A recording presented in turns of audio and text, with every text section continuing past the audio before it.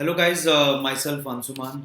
और इससे पहले मैंने एक वीडियो डाला था। जो कल की वीडियो थी वो जीएस पेपर वन पे थी।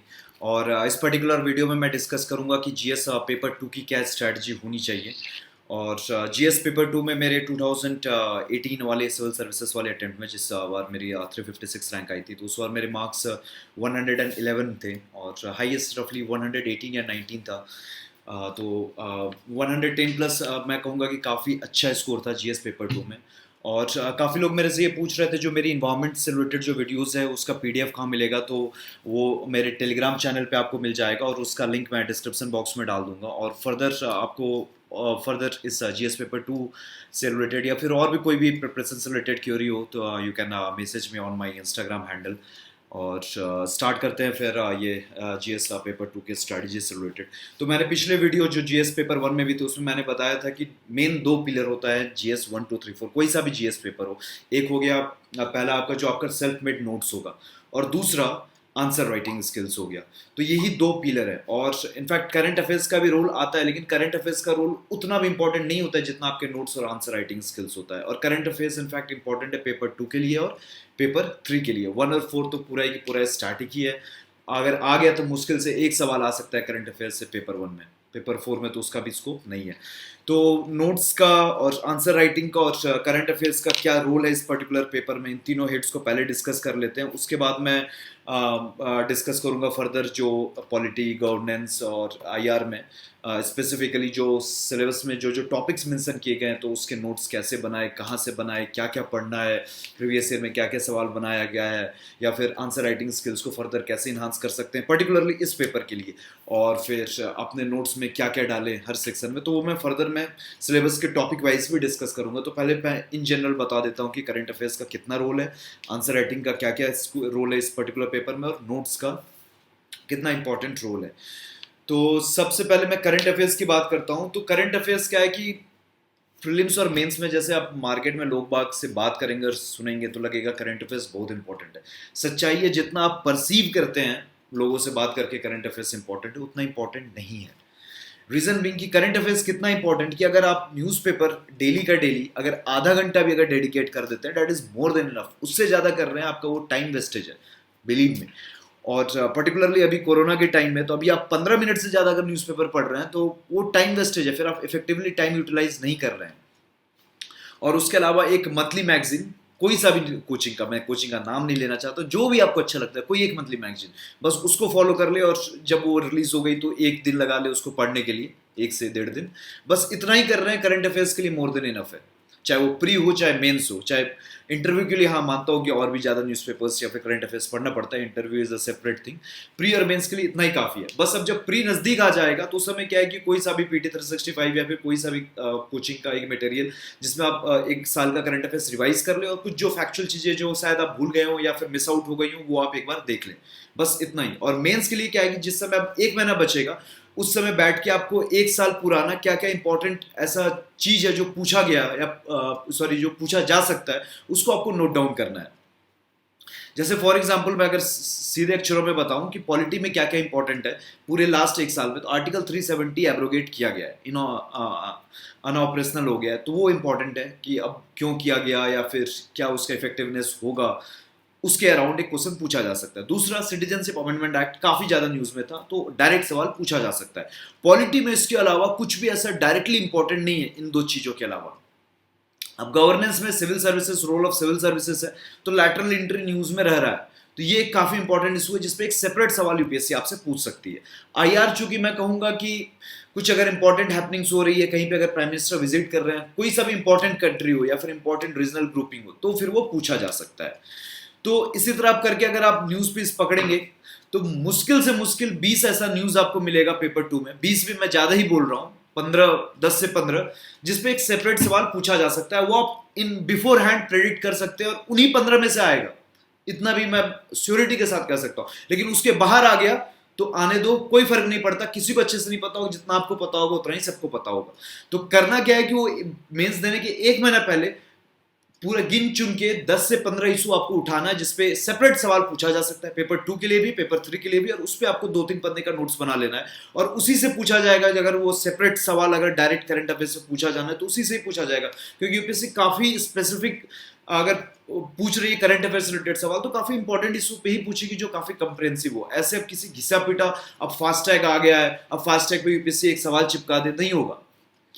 तो डेफिनेटली आप जिस समय प्रीलिम्स नजदीक आएगा तो उस समय 10 से 15 टॉपिक्स आप चूज कर ले और उस पे 2-3 पन्ने का नोट्स बना ले। वो 10 से 15 टॉपिक लास्ट 1 ईयर के लिए क्या होने वाला है मेंस के टाइम पे, वो मैं मेंस से पहले वो वीडियो में डाल दूंगा, और उसी तरह जीएस पेपर 3 के लिए भी। और इसके अलावा क्या होता है कि आपको कुछ आंसर में कोट करना पड़ता है। फॉर एग्जाम्पल जैसे मैंने फास्टैग का भी एग्जाम्पल लिया, तो क्या है कि इंफ्रास्ट्रक्चर में रोड सेक्टर में कुछ पूछा गया सवाल की लॉजिस्टिक टाइम काफी ज्यादा लगता है, लॉजिस्टिक कॉस्ट काफी ज्यादा है, तो उसमें आप फास्टैग डाल सकते हो। तो वो एक हुआ कि आप अपने आंसर में रेफर कर रहे हो, तो जो आप अपने आंसर में रेफर करोगे डेफिनेटली आप फास्टैग पढ़े होगे, तो जहां पे आप नोट्स बना रहे हो जीएस पेपर 3 का इंफ्रास्ट्रक्चर का रोड का, वहां पे आप फास्टैग डाल दो, क्योंकि वहां नहीं डालोगे तो इन टाइम रिवाइज नहीं होगा, फिर इन टाइम फिर आप अगर क्वेश्चन पूछा जाता है इंफ्रास्ट्रक्चर रोड पे तो फिर आप कोट नहीं कर पाओगे। तो अगर कुछ आपको रेफर करना है जो आप न्यूज़पेपर में पढ़ते हो, तो अपना जो आपका नोट्स है जीएस 2-3 का, उसमें जो सब्सिक्वेंट सेक्शन का जो आप सेल्फ मेड नोट्स बनाए हो वहीं पे जाके डाल दो। जैसे फास्टैग जो इंफ्रास्ट्रक्चर का रोड का जो आप नोट्स बनाए वहां पे डाल दो, तभी आप फाइनल एग्जाम में डाल पाओगे। तो कोट करने वाला जो काम हुआ वो आपको नोट्स में डालना होगा जिस समय आप नोट्स बना रहे हो, या फिर जिस समय रिवाइज कर रहे हो उस समय आपको कुछ याद आया तो वैल्यू एडिशन अपने नोट्स का कर सकते हो। लेकिन हाँ, सेपरेट सवाल जो करंट अफेयर्स पे आ रहा है वो आप इन टाइम में मेंस के 1 या 1.5 महीना पहले आप 10 से 15 टॉपिक लिखो जो इंपॉर्टेंट है इन द पॉलिटी, गवर्नेंस और आईआर, और उसी 10-15 टॉपिक पे 2 पन्ने का नोट्स बना लो, that is more than enough. यही है मेंस की करंट अफेयर की स्ट्रेटजी। आप पेपर 2 का भी यही है और ये पेपर 3 का भी है। और उसके अलावा आंसर राइटिंग के लिए डेफिनेटली आप कोई सा भी अगर टेस्ट सीरीज ज्वाइन करते हो या फिर ऑनलाइन आंसर राइटिंग करते हो, बहुत सारे पोर्टल्स हैं जैसे इनसाइट्स है, फोरम आईएएस है, वहां करते हो, या फिर लेट्स से यूपीएससी का प्रीवियस ईयर करते हो, तो वो आप कुछ भी कर सकते हो। तो इस पर्टिकुलर वीडियो में मैं बताऊंगा कि अगर आप आंसर राइटिंग कर रहे हो तो आपके जितने भी मार्क्स मिल रहे हैं तो आप इनहांस क्या क्या चीजें करके कर सकते हो, या फिर क्या चीजें आपके आंसर में होनी चाहिए जब आप आंसर अप्रोच कर रहे हो जीएस पेपर 2 का। सेपरेट मतलब पॉलिटी में क्या होना चाहिए, गवर्नेंस में क्या होना चाहिए, आईआर में क्या होना चाहिए, वो मैं भी डिस्कस कर रहा हूँ।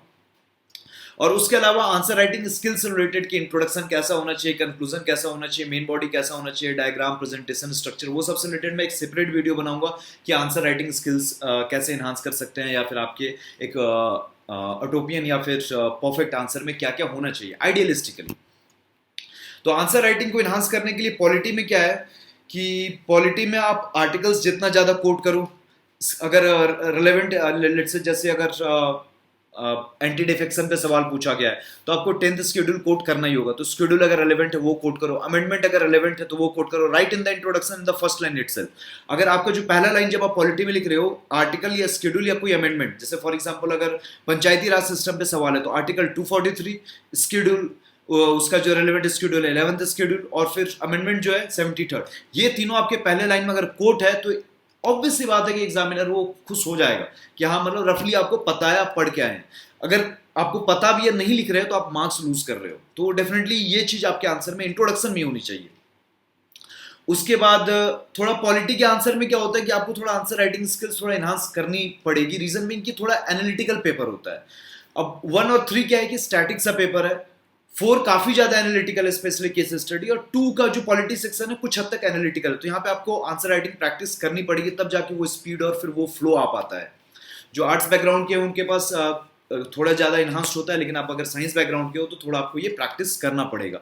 उसके जब आप मेन बॉडी लिख रहे हो तो उसमें आप जितने जजमेंट, सुप्रीम कोर्ट के जजमेंट या हाई कोर्ट के जजमेंट कोट कर रहे हो, या फिर वेरियस कमिटीज ने क्या रिकमेंडेशन दिए हैं, जैसे सरकारिया कमीशन, पूची कमीशन, वेंकटचलिया कमीशन जो था नेशनल लॉ कमिटी जो review the working of the constitution NCRWC, या फिर सेकंड ARC या लॉ कमीशन, इन्होंने क्या क्या बोला ये आप कोट कर सकते हो। और काम की बात बता रहा हूँ, जो आपको पता होगा ये किया जा सकता है उसको आप इन कमिटी के नाम पे डाल सकते हो। फॉर एग्जाम्पल कि आपको अगर लेट से अगर ये डालना है कि आप कहीं पढ़े हो कि गवर्नर से रिलेटेड क्या है कि जो टर्म है वो लेट से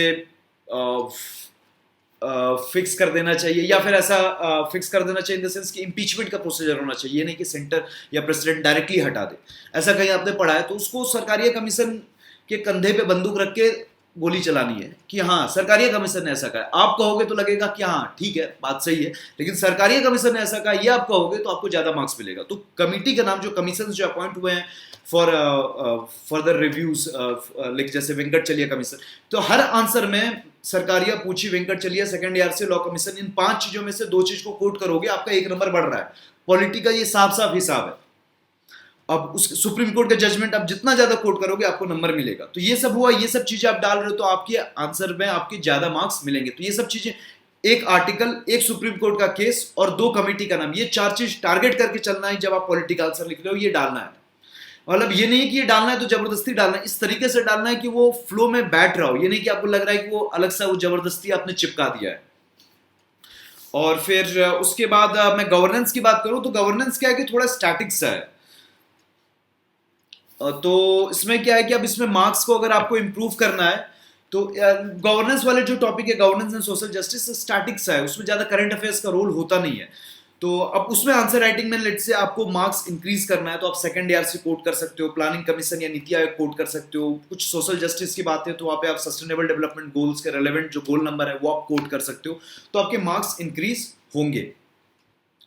और फिर उसके अलावा अगर आईआर की अगर मैं बात करूं तो आईआर का आपका जो अप्रोच होना चाहिए वो ऐसा होना चाहिए कि ऐसा सवाल आता है कि अगर कोई एशियान की मीटिंग हुई तो आसियान पे सवाल आएगा, लेकिन जो आप आंसर लिखोगे वो केवल रिसेंट में क्या हुआ है उस पर सवाल आएगा भी नहीं, और वो केवल लिखना भी नहीं है। आसियान कब बना था, कितने मेंबर्स हैं, अगर उसका अगर मैप बना दे रहे हो आप, वेरियस कंट्रीज शो कर दे रहे हो, राइट इन द आंसर अगर वो 15 मार्कर है। उसके अलावा फिर लास्ट 5 ईयर्स में क्या क्या डेवलपमेंट्स हुए हैं, अब फ्री ट्रेड एग्रीमेंट साइन हुआ था 2009-10 में, उसको भी आपको कोट करना होगा। तो ये सब प्रीवियस स्टैटिक का पार्ट है। तो पूछा सवाल जाएगा रिसेंट हैपनिंग पे, लेकिन आपको जो आंसर में डालना होगा रिसेंट हैपनिंग तो आपको पता ही होना चाहिए, लेकिन हाँ पास्ट में क्या जो स्टैटिक कंटेंट है उस ऑर्गेनाइजेशन या उस कंट्री के रिलेशन से रिलेटेड वो भी आपको पता होना चाहिए। ये होनी चाहिए आपकी अप्रोच इंटरनेशनल रिलेशन को लेके। और उसमें अगर आंसर में आप किसी कंट्री से पूछा गया, जैसे इसराइल के साथ इंडिया का रिलेशन कैसा है, ये अगर पूछा जा रहा है तो इंडिया इसराइल ट्रेड कितना ज्यादा है, वो काफी इंपॉर्टेंट होता है। इंडिया इसराइल के साथ इंडिया और इसराइल के बीच में स्ट्रेटेजिक रिलेशनशिप है कि नहीं है, जनरली होगा तभी पूछा जाएगा किसी कंट्री के साथ रिलेशन।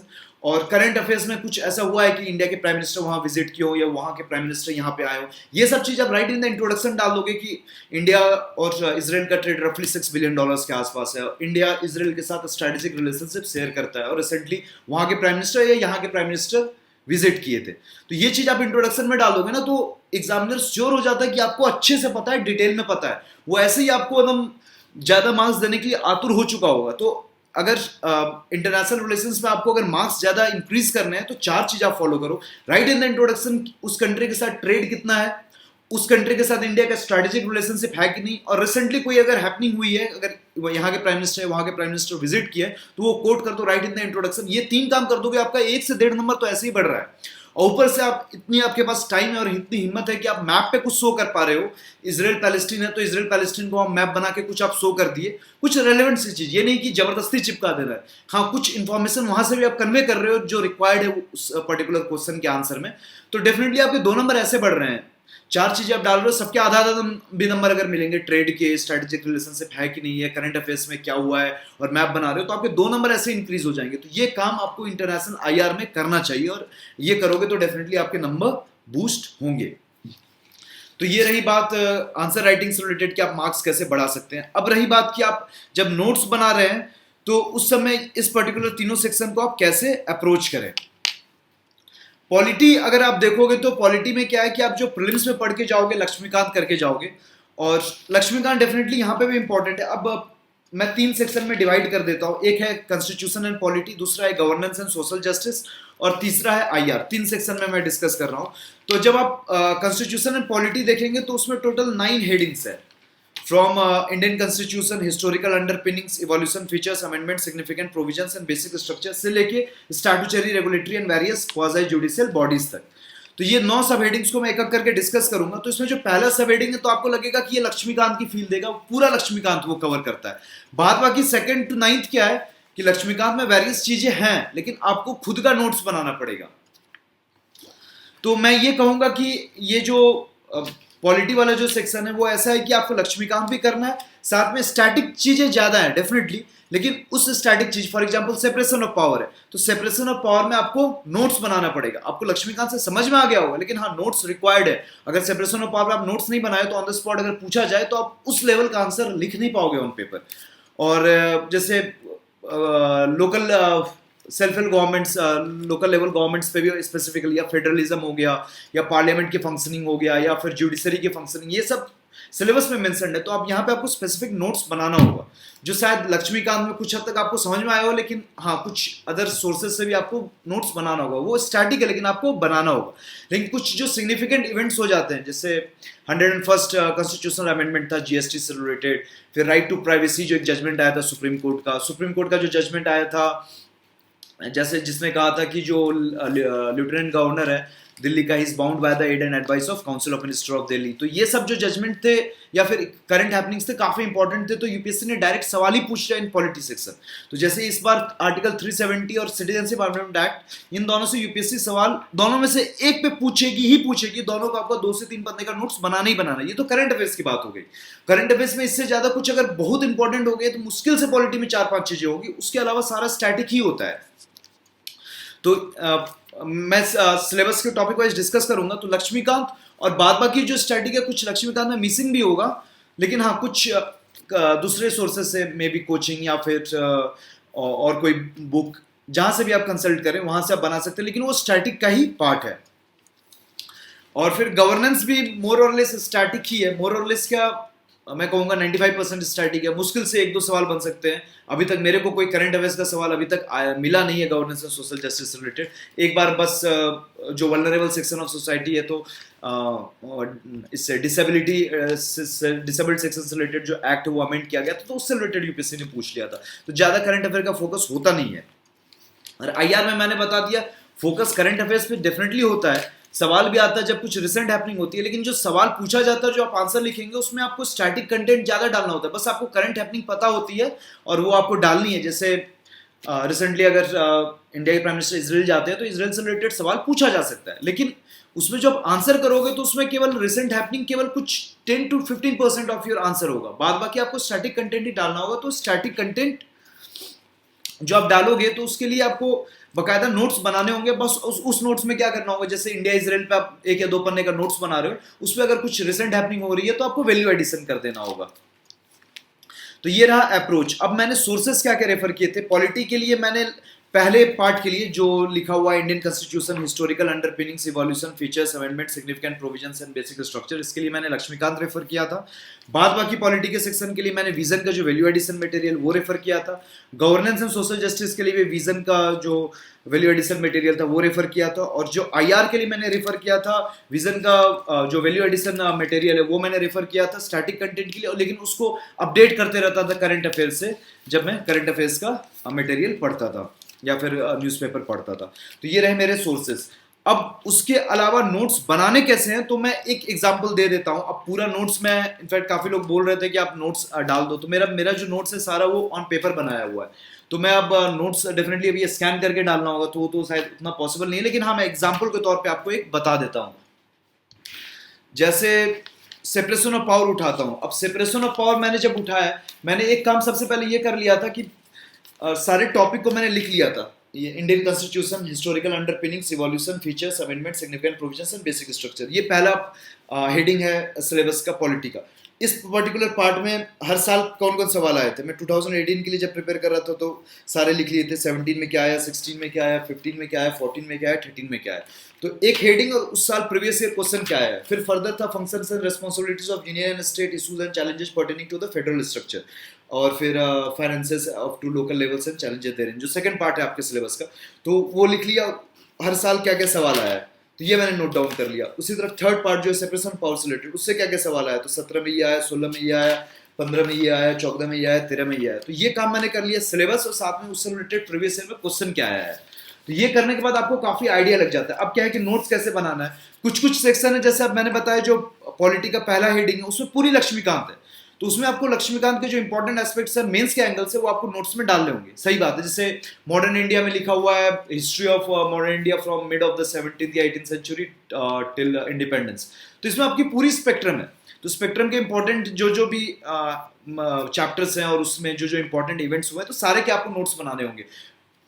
लेकिन कुछ कुछ सेक्शन है जैसे separation of power between various organs, dispute redressal mechanism and institutions, जैसे अब separation of powers between various organs, ये सिलेबस का एक पार्ट हुआ। अब इसमें क्या है कि आपको ये बहुत बड़ा सिलेबस नहीं हुआ, मतलब इसमें पढ़ने के लिए और नोट्स बनाने के लिए बहुत बड़ा नहीं हुआ। जैसे मॉडर्न इंडिया में लिखा हुआ है कि history of India from mid of 17th century till independence, तो ये बहुत बड़ा हो गया, पूरी स्पेक्ट्रम हो गई इस पर्टिकुलर लाइन में। लेकिन इस लाइन में separation of power between various organs मुश्किल से मुश्किल आपको 3 पन्ने के नोट्स में पूरा कुछ समझ आएगा। अब इस पर कुछ भी सवाल पूछा जाएगा अगर आप नोट्स बना लियो, भले ही आप जो नोट्स में डाले वही नहीं चिपका दोगे आप, जो लेकिन बेसिक कंटेंट है वो डालोगे, उसको इस तरह से मोल्ड करके डालोगे कि क्वेश्चन की जो रिक्वायरमेंट है वो आंसर, वो जो आंसर आप लिखोगे वो उसको सेटिस्फाई कर दे। अब जैसे मैं उसी में बताता हूँ, सेपरेशन ऑफ पावर मैंने लिख लिया और फिर क्या क्या सवाल पूछे हैं वेरियस ईयर में वो मैंने लिख लिया। अब जो मैं नोट्स बनाऊंगा मैं एक सेपरेशन ऑफ पावर किसी भी टॉपिक से पढ़ लूंगा, जैसे मैंने विजन की वैल्यू एडिशन मटेरियल से पढ़ लिया, मेरे को समझ में आ गया सेपरेशन ऑफ पावर क्या है और उसमें क्या क्या सवाल पूछा जा सकता है, मैं खुद से सोचा तो मेरे को 4-5 सवाल मिल गए जो शायद पूछा जा सकता है, और ऊपर से 3-4 सवाल ऐसे मिल गए जो यूपीएससी ने प्रीवियस ईयर में पूछा है, तो कुल मिला के मेरे को 7-8 सवाल मिल गए। अब इसको मैंने ब्रेक डाउन किया वेरियस सबटाइटल्स में, इस टॉपिक को सेपरेशन ऑफ पावर को, तो मुश्किल से मेरे को जो 6-7 सवाल मिले वो 4-5 सबटाइटल में समा जाएंगे। जैसे क्या सेपरेशन ऑफ पावर में क्या क्या है, कि डेफिनेशन क्या है सेपरेशन ऑफ पावर का, क्या क्या मॉडल्स है सेपरेशन ऑफ पावर से रिलेटेड, ये एक वेस्टमिंस्टर मॉडल है, एक मॉन्टेस्क्यू का जो ट्राइस पॉलिटिका का मॉडल है। फिर इंडिया में कौन कौन, इंडिया में जो कॉन्स्टिट्यूशन उसमें वेरियस जो आर्टिकल्स हैं, कौन कौन ऐसे आर्टिकल्स हैं जो इंश्योर करता है कि इंडिया में भी सेपरेशन ऑफ पावर है, तो वो सब आर्टिकल्स आपको पता होने चाहिए। फिर है कि इंडिया में, इंडियन कॉन्स्टिट्यूशन में क्या है कि फंक्शनल ओवरलैप काफी है between various organs of the government, तो ऐसे क्या क्या प्रोविजंस है। फिर उसके बाद सुप्रीम कोर्ट की वेरियस क्या क्या जजमेंट है सेपरेशन ऑफ पावर से रिलेटेड, तो 3-4 जजमेंट आपको पता होने चाहिए। फिर एक अच्छा सा कंक्लूजन, कोई सा भी सवाल है सेपरेशन ऑफ पावर से रिलेटेड वो आपके नोट्स में होना चाहिए, और साथ में जो यूपीएससी ने प्रीवियस में पूछ रखा है वो आपके नोट्स में होना चाहिए। ये सब जब आप डाल लोगे तो मुश्किल से 3 पन्ने के नोट्स में आपका सब कुछ डल जाएगा। जब वो डल जाएगा तो कोई सा भी सवाल जब आपका सेपरेशन ऑफ पावर पे आ रहा है तो आप आसानी से हैंडल कर लोगे, वही कंटेंट होगा लेकिन उसी कंटेंट को इस तरीके से मोल्ड कर लोगे कि काफी अच्छा आंसर आप लिख सकते हो सेपरेशन ऑफ पावर से रिलेटेड। जैसे मैं अपने नोट्स को अगर मैं दिखाऊं सेपरेशन ऑफ पावर का जो मैंने बनाया था, तो एक वो मॉडल, सबसे पहले वो डेफिनेशन की सेपरेशन ऑफ पावर क्या है, मैंने 3 पन्ने का नोट्स बनाया, एक ये 2 और ये तीसरा। यहाँ मैंने डिफाइन कर लिया, दोनों मॉडल लिख लिए, एक मॉन्टेस्क्यू का ट्राइस पॉलिटिका मॉडल और वेस्टमिंस्टर मॉडल।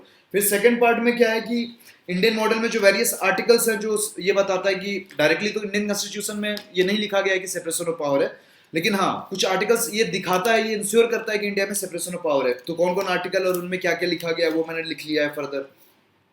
जैसे आर्टिकल 50 हो गया, आर्टिकल 121 टू 111 हो गया, 122 टू 112 हो गया, आर्टिकल 361 हो गया, आर्टिकल 50 तो मैंने बता ही दिया था, आर्टिकल 75 हो गया कुछ हद तक, तो ये मैंने डाल दिया। फिर फंक्शनल ओवरलैप भी है कि various 3 organs of the government के बीच में ओवरलैप भी है, तो वो कैसे है, political executive are part of legislature, फिर जुडिशियल पावर भी होता है पार्लियामेंट के पास, डेलीगेटेड लेजिस्लेशन होता है, ऑर्डिनेंस होता है, ट्राइब्यूनल्स है, judicial review and judicial activism है।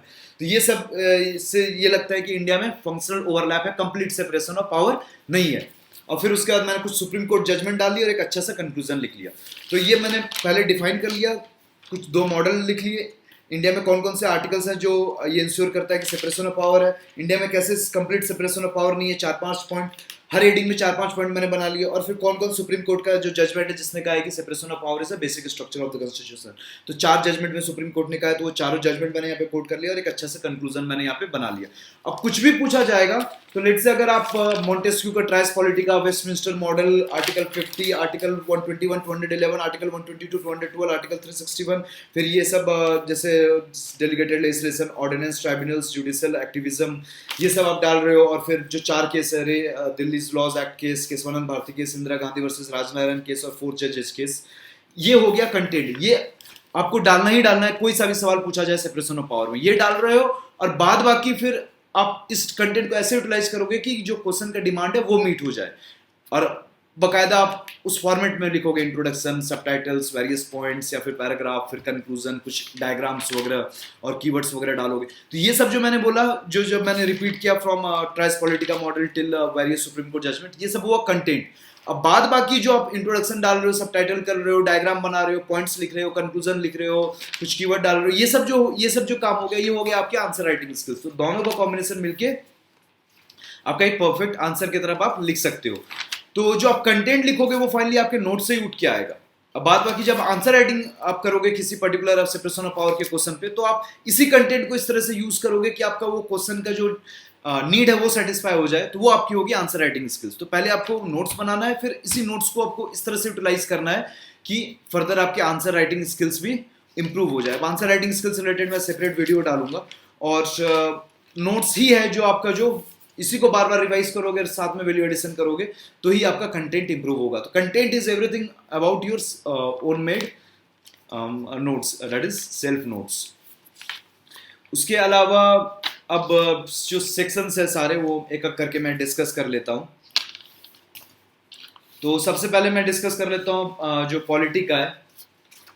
तो पॉलिटी का फर्स्ट पार्ट से ही, तो इसको थोड़ा स्पीड में डिस्कस कर लेते हैं कि सब सेक्शन में मैं डिस्कस कर लूँगा कि क्या क्या फोकस देना है आपको, और फिर कहाँ से मैंने नोट्स बनाया, तो सोर्स मैंने बता दिया, उसमें क्या क्या चीज़ों का नोट्स बनाना है तो वो मैं बता देता हूँ। Indian constitution historical underpinnings.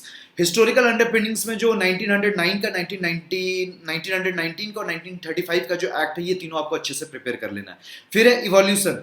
तो इवोल्यूशन में क्या है कि इंडियन कॉन्स्टिट्यूशन अब 1935 के एक्ट से और various constitution of the world से लिया गया, तो कौन से चीज़ें कहाँ से ली गई वो आपको पता होना चाहिए। और एक स्टेटमेंट ये दे दिया जाए कि Indian constitution is copied constitution, तो आप प्रॉस एंड कॉन्स इस पर्टिकुलर स्टेटमेंट का आप लिख ले। इतना प्रिपेयर कर लेंगे तो इवोल्यूशन भी आपका हो जाएगा। फीचर्स है, अब फीचर्स और सिग्निफिकेंट प्रोविजंस, ये दो सब टॉपिक भी लिखा हुआ है। इसमें भाई साहब पूरी लक्ष्मीकांत है, पूरी की पूरी लक्ष्मीकांत है। तो अब इसमें मैं कुछ ये बताऊं कि ये इंपॉर्टेंट है ये नहीं है, तो वो कोई सेंस बनता नहीं है। अमेंडमेंट्स में जो क्या है कि 42nd, 44th, 52nd, 73rd, 74th, ये 5 इंपॉर्टेंट अमेंडमेंट्स है, ये अच्छे से कर लेना है। और जो रिसेंट के अमेंडमेंट्स है 101st से लेके जो जीएसटी से रिलेटेड है, और उसके बाद जो और 2 न्यू अमेंडमेंट्स हुए हैं तो वो आपको कर लेना है। एक ईडब्ल्यूएस से रिलेटेड है और एक बैकवर्ड क्लासेस से कमीशन बनाया गया था आर्टिकल 338B इंसर्ट करके, तो उससे रिलेटेड है, तो वो भी आपको प्रिपेयर कर लेना है। अब बेसिक स्ट्रक्चर से रिलेटेड ऑलरेडी एक प्रीवियस ईयर में सवाल आया हुआ है, तो आप उसी को अच्छे से कर लोगे तो आपका हो जाएगा। अब प्रीवियस ईयर में जो सवाल आया तो उसको आपको अच्छे से देखना, अच्छे से अटेम्प्ट करना, उससे आपको हेल्प लेके अपना नोट्स भी बनाना है।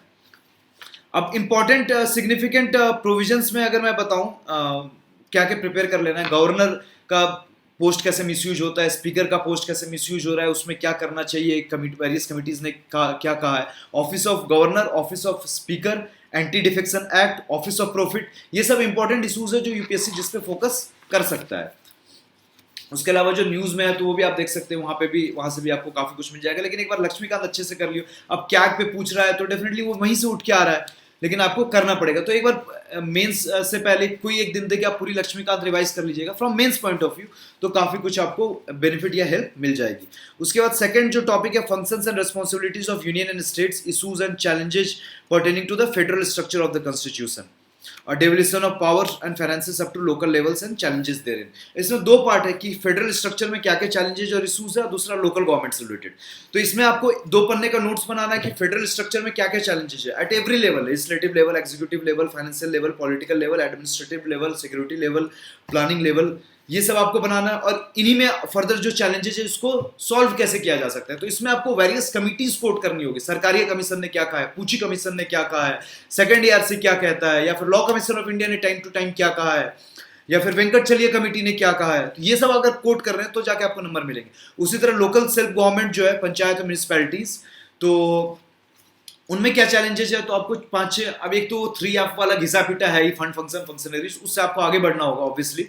तो 5-6 चैलेंज आप नोट्स में बना लीजिए, क्या क्या 5-6 या 7-8 चैलेंजेस है, और क्या क्या फर्दर उन्हीं रीजन्स में इंप्रूवमेंट आपको करना है। तो वहाँ पे भी 7-8 पॉइंट्स बन जाएंगे, और यहाँ पे भी आप कमिटीज को ही कोट कीजिएगा।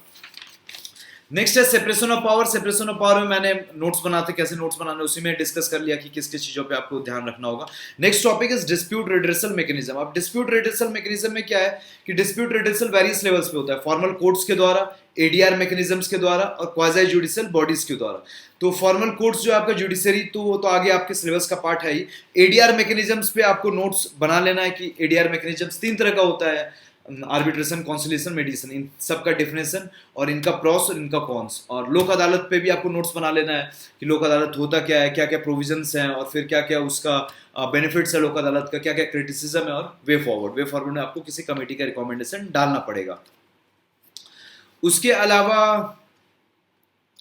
उसी तरह ट्राइब्यूनल्स पे भी, तो अब ट्राइब्यूनल या क्वाजी जुडिशियल बॉडीज होती क्या है, उनका डेफिनेशन, उनकी इफेक्टिवनेस मतलब पॉजिटिव और नेगेटिव पॉइंट की कैसे वो हेल्प करती है इन द एडजुडिकेशन प्रोसेस और उनका क्रिटिसिज्म क्या है और फिर वे फॉरवर्ड जहाँ पे आप कमिटीज का कुछ रिकमेंडेशन डालेंगे।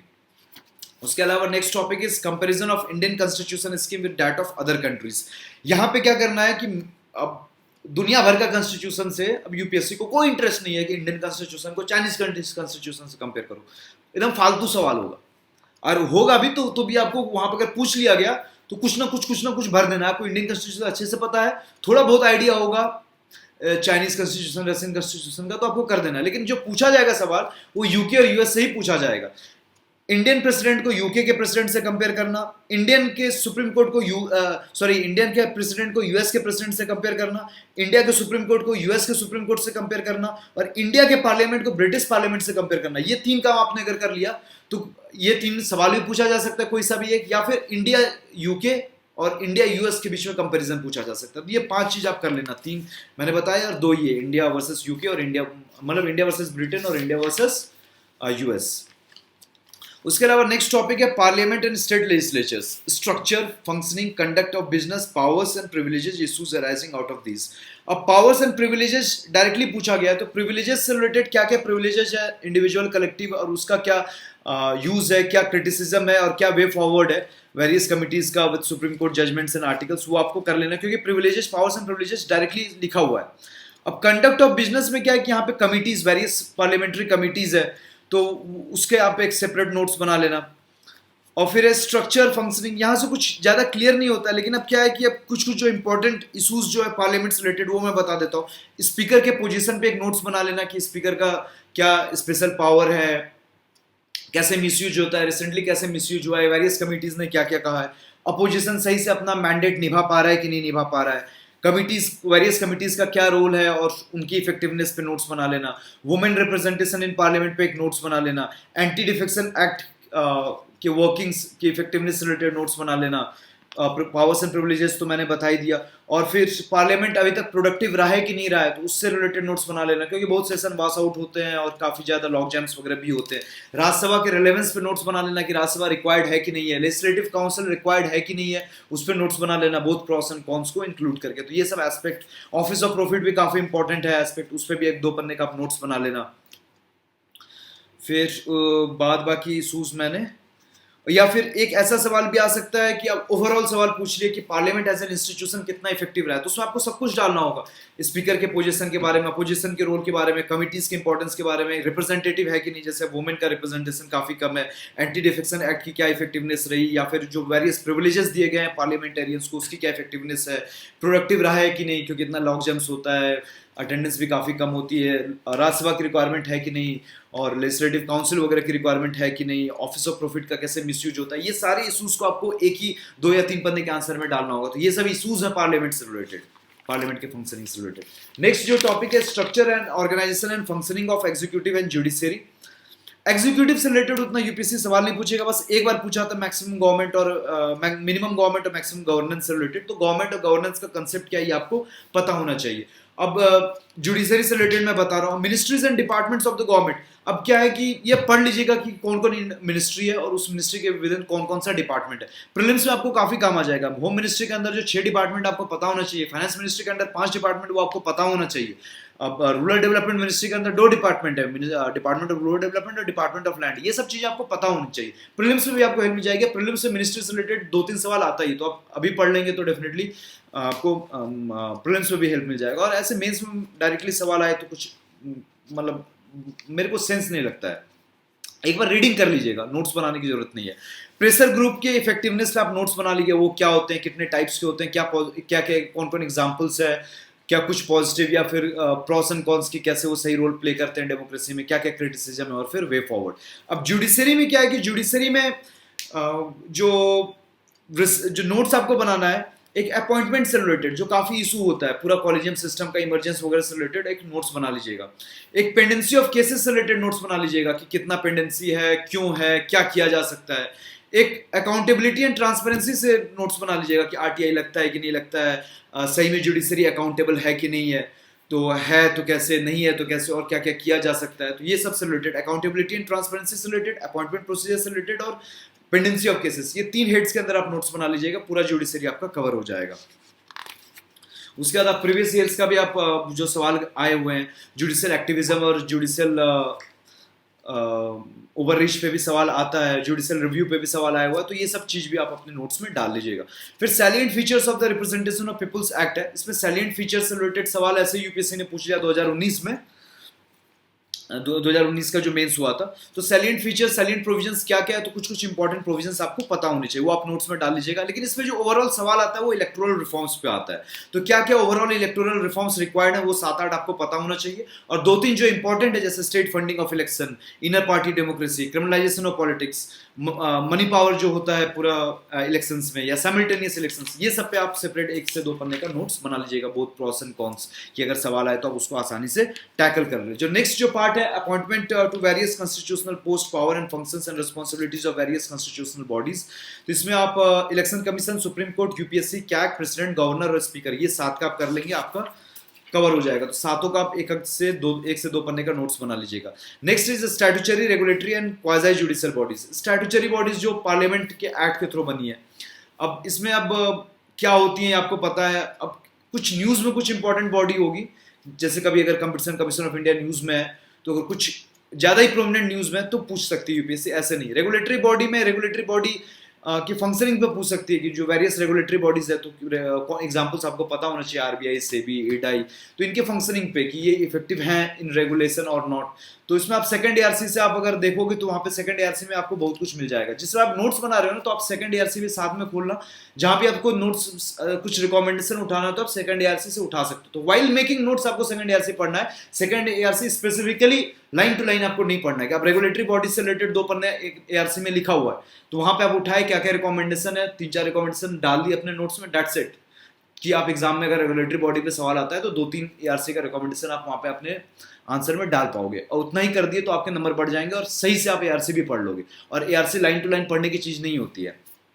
और साथ में वेरियस क्वाजी जुडिशियल बॉडी, अब regulatory body, quasi judicial body का नोट्स ऐसे बनाना है कि डेफिनेशन, वेरियस एग्जांपल्स, उनकी effectiveness, both pros and cons की, कैसे वो इफेक्टिव रही है, क्या क्या क्रिटिसिज्म है, way forward from second ARC. और कुछ कुछ जो रिसेंट में जो बॉडीज न्यूज में आती हैं, जैसे मेडिकल काउंसिल ऑफ इंडिया, काफी न्यू बॉडी बनाई गई थी, sorry medical commission of national medical commission after removing medical council of India, तो वो न्यूज में था, तो वो उस पर सवाल यूपीएससी पूछ सकती है। तो ये पॉलिटी से रिलेटेड हो गया। अब देख लेते हैं गवर्नेंस एंड सोशल जस्टिस वाला चैप्टर। तो गवर्नेंस एंड सोशल जस्टिस में जो पहला है topic, that is government policies. अब गवर्नमेंट पॉलिसीज में एक नोट्स आप बना लीजिएगा एलपीजी पे, 1991 की वो काफी इंपॉर्टेंट पॉलिसी चेंज हुआ था इन गवर्नेंस, तो उसकी इफेक्टिवनेस क्या रही है इन गवर्नेंस, उस पर एक नोट्स बना लीजिएगा। इनफैक्ट ऑलरेडी 2016 में सवाल पूछा गया था। और साथ में जो ओवरऑल जितनी भी सारी पॉलिसीज हैं, तो उनमें क्या चेंज रिक्वायर्ड है कि सच दैट क्यों सही से इंप्लीमेंट हो पाए, एक ओवरऑल सवाल आ सकता है, तो उस पर आप 1 से 2 पन्ने का नोट्स बना लीजिएगा। अब इंडिविजुअल पॉलिसी है जो इंपॉर्टेंट है, वो है हेल्थ पॉलिसी, एजुकेशन पॉलिसी, ये काफी इंपॉर्टेंट है। और वल्नरेबल सेक्शन से रिलेटेड भी पॉलिसीज इंपॉर्टेंट है, वो जो वल्नरेबल सेक्शन से रिलेटेड जब सेक्शन आएगा तब मैं आपको बता दूंगा। और अब इंडिविजुअल सेक्शन से रिलेटेड जो पॉलिसी हुई, जैसे आप साइबर सिक्योरिटी से रिलेटेड साइबर सिक्योरिटी पॉलिसी, वो आप ऑब्वियसली जब सिक्योरिटी मैनेजमेंट पढ़ोगे तब उसके नोट्स में डाल लेना। नेक्स्ट इज एनजीओ और एसएचजी वाला। एनजीओ से रिलेटेड 2 से 3 पन्ने का नोट्स बना लेना है, एसएचजी से रिलेटेड 2 से 3 पन्ने का नोट्स बना लेना है। जब आप एनजीओ का नोट्स जब बना रहे हो, एक सेकेंड की ओर,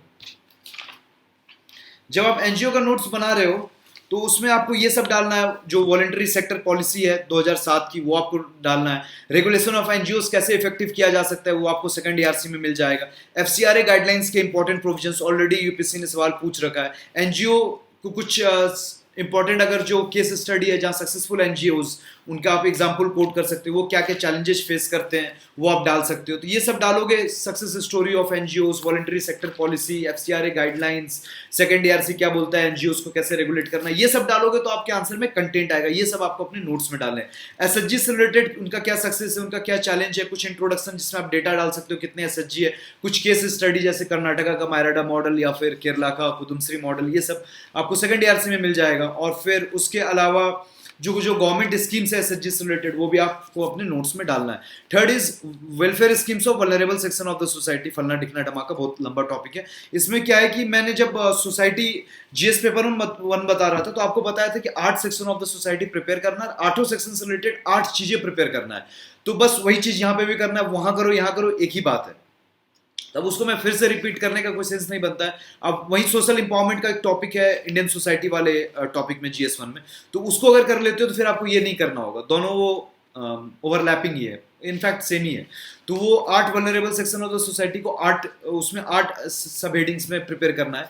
8 vulnerable section of the society, जैसे एक SC/ST हो गया, दूसरा डिसेबल्ड हो गया, तीसरा वुमेन हो गया, चौथा LGBT हो गया, इस तरह 8 है। मैंने आपको बता दिया था सोसाइटी वाले सेक्शन में, उसको 8 सेक्शन में प्रिपेयर करना है कि जैसे कोई सा भी जैसे STs हो गया तो उससे रिलेटेड कॉन्स्टिट्यूशनल प्रोविजन क्या है, लॉज क्या क्या है, स्कीम्स क्या क्या है, पॉलिसी क्या क्या है, कौन सी मिनिस्ट्री है, कौन सा इंस्टीट्यूशन इंडिया में, कोई सुप्रीम कोर्ट जजमेंट है, कोई इंटरनेशनल कन्वेंशन है। सबसे नहीं होगा लेकिन हाँ जिसमें जो जो है, तो ये 8 चीजें 8 vulnerable section of the society से रिलेटेड आपको प्रिपेयर करना है। ये कर लिए तो उसके बाद बाकी चीजें उतना इंपॉर्टेंट रहेगी नहीं। और हाँ कुछ जैसे अब डिसेबिलिटी से रिलेटेड कुछ एक्ट न्यूज में था तो वो तो डेफिनेटली करंट अफेयर्स का पार्ट है, तो आपको प्रिपेयर करना ही होगा। फिर है issues related to health and education. अब क्या है कि हेल्थ और एजुकेशन से रिलेटेड आपको, जैसे मैंने वुमेन एम्पावरमेंट जीएस पेपर 1 में बताया था कि आपको ऐसे प्रिपेयर कर लेना है, उसी तरह हेल्थ और एजुकेशन में आपको ऐसे ही प्रिपेयर कर लेना है। अब ऐसे हेल्थ और एजुकेशन में जब आप प्रिपेयर कर रहे हैं तो काफी कॉम्प्रिहेंसिव वे में प्रिपेयर कर लेना है कि एट वेरियस, जैसे मैं एजुकेशन का बता देता हूँ, उसी तरह आप समझ जाएंगे, हेल्थ में भी वैसे ही करना होगा। Excuse me. अब एजुकेशन में आपको एक इंट्रोडक्शन में कुछ कोटेशन आप डाल लो, कंक्लूजन में लेट से कहीं से भी आप योजना से रेफर कर सकते हो, एजुकेशन योजना का रेफर कर सकते हो नोट्स बनाने के लिए। उसके अलावा वहां से आपको इंट्रोडक्शन कंक्लूजन भी बढ़िया मिल जाएगा योजना के वेरियस आर्टिकल से।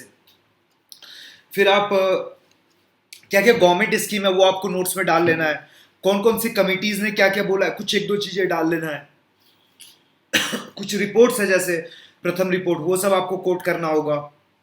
कुछ स्टैट्स, प्रथम रिपोर्ट ने क्या क्या स्टैट्स पब्लिश किया वो भी आपको नोट्स में डालना होगा। फिर SDGs जो एजुकेशन से रिलेटेड है, DPSP जो रिलेटेड है, नीति आयोग ने कुछ कहा है तो। और फिर आप जब मेन बॉडी में डालोगे तो प्राइमरी लेवल, सेकेंडरी लेवल और टर्सरी लेवल का सेपरेट नोट्स बनाओगे। अब प्राइमरी लेवल में क्या क्या चैलेंजेस है और क्या करना होगा वे फॉरवर्ड, वो आप डालोगे। उसी तरह सेकेंडरी लेवल का, उसी तरह टर्सरी लेवल का। तो ये सब चीज से रिलेटेड पूरा कंप्रिहेंसिव वे में आप एक नोट्स बना लोगे, जिससे आपको अगर ऐसे भी लिखना हो एजुकेशन तो आप लिख लो, तो ये सेक्शन ऑलरेडी प्रिपेयर हो जाएगा। उसी तरह आपको हेल्थ के लिए भी करना है। Further issues related to poverty and hunger. Poverty से रिलेटेड ऑलरेडी मैं जीएस पेपर 1 में बता चुका हूं, बस वही सेम चीज है यहाँ पे भी। हंगर से रिलेटेड क्या है, हंगर से रिलेटेड अब माल न्यूट्रिशन हंगर, हिडन हंगर, ये सब कंसेप्ट आपको पता होने चाहिए। स्टंटिंग, वेस्टिंग, अंडर नॉरिशमेंट, ये सब क्या है आपको पता होना चाहिए। इंट्रोडक्शन में कुछ आप डेटा कोट कर सकते हो, कुछ रिपोर्ट का नाम जैसे हंगर रिपोर्ट आती है, हंगर इंडेक्स आता है, वो कोट कर सकते हो। माल न्यूट्रिशन इतना क्यों है और गवर्नमेंट क्या क्या स्टेप्स ली है और फर्दर क्या करना होगा, ये सब से रिलेटेड आप नोट्स बना सकते हो। और कंक्लूजन में एक अच्छा सा कंक्लूजन आप डालो, क्योंकि हंगर से रिलेटेड, पॉवर्टी और हंगर से रिलेटेड एक ना एक सवाल हर साल आता है, तो एक अच्छा सा कंक्लूजन डाल लिए कि अब नीति आयोग ने एक प्रेजेंट किया था नेशनल न्यूट्रिशन स्ट्रेटेजी, उससे रिलेटेड कुछ भी आप डाल दिए तो अब ये इंट्रोडक्शन कंक्लूजन में कोट कर दोगे तो आपको अच्छे मार्क्स मिल जाएंगे। अब role of civil service and democracy में, रोल ऑफ सिविल सर्विस क्या है, इससे रिलेटेड नोट्स बना लो। क्या क्या चैलेंजेज है सिविल सर्विस में, इससे रिलेटेड नोट्स बना लो। क्या क्या रिफॉर्म्स रिक्वायर्ड है, इससे रिलेटेड नोट्स बना लो। पुलिस रिफॉर्म्स अलग से प्रिपेयर कर लो और लैटरल एंट्री अलग से प्रिपेयर कर लो। और ये सब जब प्रिपेयर कर रहे हो उसमें आप सेकंड ईयर से कोट कर सकते हो। अब इंपॉर्टेंट एस्पेक्ट्स ऑफ गवर्नेंस वाला जो सेक्शन है तो उसमें accountability, transparency, e governance, citizen charter, ये सब चीजें, social audit, right to information act, e governance, ये सबसे रिलेटेड सबसे 1 से 2 पन्ने का नोट्स बना लो। अब कैसे बनाओगे तो आप खुद आप सोचो कि अब अकाउंटेबिलिटी है, अकाउंटेबिलिटी का आप 2 पन्ने का नोट्स कैसे बनाओगे। अब अकाउंटेबिलिटी से रिलेटेड क्या क्या पूछा जा सकता है कि अकाउंटेबिलिटी क्या है, तो definition, various types of accountability होती है। जैसे सिविल सर्वेंट के लिए वो he is accountable to his seniors who are the political executives, but in a political neutral way, तो वहां पे भी अकाउंटेबिलिटी है। लोगों के प्रति भी accountability, that is called democratic accountability. Law के प्रति भी accountability, that is called legal accountability. तो there are 3 types of accountability for a civil servant: political accountability, legal accountability and democratic accountability. तो ये आपने नोट्स में डालोगे, एआरसी में ऑलरेडी मेंशन्ड है। और फिर अकाउंटेबिलिटी इंश्योर करने के लिए क्या क्या प्रोविजंस लिया गया है और क्या लेना होगा। फर्दर सेकंड कंक्लूजन में आप डाल सकते हो कि सेकंड एआरसी का क्या कहना है इससे रिलेटेड। ये सब अगर नोट्स बना लिए तो अब अकाउंटेबिलिटी से रिलेटेड कंसेप्ट आपको पता है, तो कुछ कंटेंट आपको मिल गया जो आप आंसर में बना बनाए डाल सकते हो। बाद बाकी सवाल जैसे पूछा जाएगा उस तरह आपको ये कंटेंट को मोल्ड करना होगा। अब लास्ट जो पार्ट है आईआर से रिलेटेड वो देख लेते हैं, इंटरनेशनल रिलेशंस। तो पहला जो है India and it's neighbourhood relations. तो जितना भी नेबरहुड है, पाकिस्तान, अफगानिस्तान, नेपाल, भूटान, बांग्लादेश, श्रीलंका, मालदीव, चाइना, म्यांमार, ये सब से रिलेटेड 2-2 से 3-3 पन्ने का नोट्स बनाना ही है। अब चाइना से रिलेटेड थोड़ा ज्यादा बड़ा भी बन जाएगा। अब जब नोट्स बना रहे हो हर कंट्री से रिलेटेड, तो आपको थोड़ा एक हिस्टोरिकल मैपिंग करनी होगी कि इसका रिलेशन ओवर द ईयर्स कैसा रहा, क्या क्या इंपॉर्टेंट एग्रीमेंट साइन हुए हैं, क्या क्या चैलेंजेस हैं इस रिलेशनशिप में, रिसेंटली क्या हुआ है, या और फर्दर वे फॉरवर्ड आगे क्या करना होगा। इन 5 हेडिंग्स में आपको नोट्स बनाने होंगे हर कंट्री के लिए। जहां रिक्वायर्ड आप मैप भी डाल सकते हो, और ये सब पे फोकस आपको डालना होगा कि ट्रेड कितना होता है, इंडिया को उस कंट्री के साथ स्ट्रेटेजिक रिलेशनशिप है कि नहीं, रिसेंटली कोई अगर एग्रीमेंट या फिर विजिट हुई है तो वो भी आपको नोट्स में डालने होंगे। सेकंड है bilateral, regional, global groupings and agreements involving India and affecting India's interest. इसमें European Union, Africa, ASEAN, Middle East, Central Asia, FIPIC, TPP, RCP, SAARC, BIMSTEC और सैसेक, ये सबसे रिलेटेड आप 2-2 पन्ने का नोट्स बना लीजिए। अब किस तरह से वो भी मैंने आपको बता दिया, कब बना, हिस्टोरिकल अंडरपिनिंग, और फिर कुछ अगर मैप आप डाल सकते हैं। फर्दर फिर कुछ जो इंपॉर्टेंट एग्रीमेंट साइन हुए, क्या क्या चैलेंजेस हैं, क्या क्या फर्दर किया जा सकता है। Effects of policies and politics of developed and developed countries on India's interest. अब नेबरहुड के अलावा जो जो इंपॉर्टेंट कंट्री है उससे रिलेटेड भी 2 पन्ने का नोट्स बना लीजिएगा, सेम सब हेडिंग में जो मैंने नेबरहुड कंट्रीज के लिए बोला। अब कौन कौन कंट्रीज इंपॉर्टेंट है: जापान, रसिया, यूएस, ईरान, इसराइल, पैलेस्टीन को एक साथ, ऑस्ट्रेलिया, न्यूजीलैंड, ओशियनिया को एक साथ, कनाडा। यूरोपियन यूनियन में एक फ्रांस, जर्मनी थोड़ा इंपॉर्टेंट है, और एशिया में थोड़ा आपका साउथ कोरिया और जापान इंपॉर्टेंट है। फर्दर जो नेक्स्ट पार्ट है इंपॉर्टेंट इंटरनेशनल इंस्टीट्यूशन। अब ये जो न्यूज में रहता है वो पूछा जा सकता है, या फिर जो इंपॉर्टेंट आपको प्रिपेयर कर लेना, world bank, IMF, NDB, AIIB, contingency reserve agreement जो ब्रिक्स का है, ब्रिक्स हो गया, इप्सा हो गया, डब्ल्यूटीओ हो गया, यूनाइटेड नेशन सिक्योरिटी काउंसिल में जो रिफॉर्म्स रिक्वायर्ड है, तो ये सबसे रिलेटेड आपको नोट्स बना लेने। उसके अलावा एक इंडियन डायस्पोरा है, तो इंडियन डायस्पोरा से भी आपको रिलेटेड नोट्स बना लेने हैं। अब इंडियन डायस्पोरा से नोट्स बनाओगे तो क्या क्या चैलेंजेस डायस्पोरा फेस करता है, फिर इंडिया ने क्या क्या स्टेप्स लिए और फर्दर क्या लिए जा सकते हैं, और फिर सॉफ्ट पावर से रिलेटेड एक नोट्स बना लेना अलग से, और challenges in Indian foreign policy से ओवरऑल 2 पन्ने का नोट्स बना लेना। इतना आप कर लोगे, आपका जीएस पेपर 2 ओवरऑल वे में प्रिपेयर हो जाएगा। फर्दर आपको अगर किसी चीज़ पे अगर डाउट है तो आप मेरे को मैसेज कर सकते हो ऑन माई इंस्टाग्राम हैंडल, और फर्दर मैंने काफ़ी कंप्रेहेंसिव वे में डिस्कस कर लिया, या फिर आप कमेंट सेक्शन में भी मेरे से पूछ सकते हो। So this is the end of the video, thank you for watching.